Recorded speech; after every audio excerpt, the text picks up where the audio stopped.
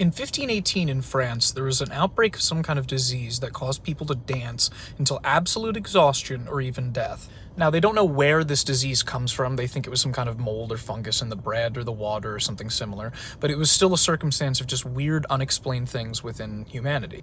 Like in 2006, as a more recent example, there was a disease called the strawberries and sugar virus, where a group of kids at this school all started experiencing the same kind of respiratory-based symptom. Doctors came in, they looked at everybody, but they couldn't figure out any actual causation of it, other than the fact that it probably was a case of mass hysteria.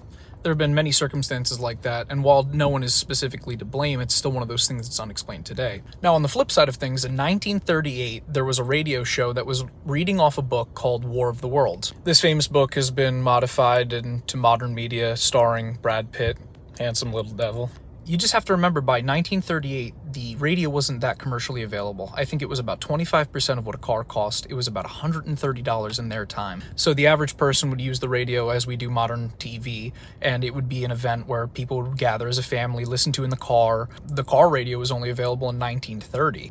So when the station started reading War of the Worlds by Orson Welles, people believed that the world was actually being attacked by aliens. It led to all sorts of chaos and commotion in the streets. People were losing their minds. So with that all said, now in today's day, with the political environment that we have and all of the different media forms that are overtaking all of our lives, it begs the question, how easily are they able to sway us with all of this misinformation? Some people call them false flags from the government, but it's not limited to them. Any corporation, any people in power can fearmonger in that way. And using that very same technique, they have literally driven the line between the Democratic and Republican parties within this country. There's so many issues that we talk about within this country that are just a humanitarian thing. It has nothing to do with bipartisanship.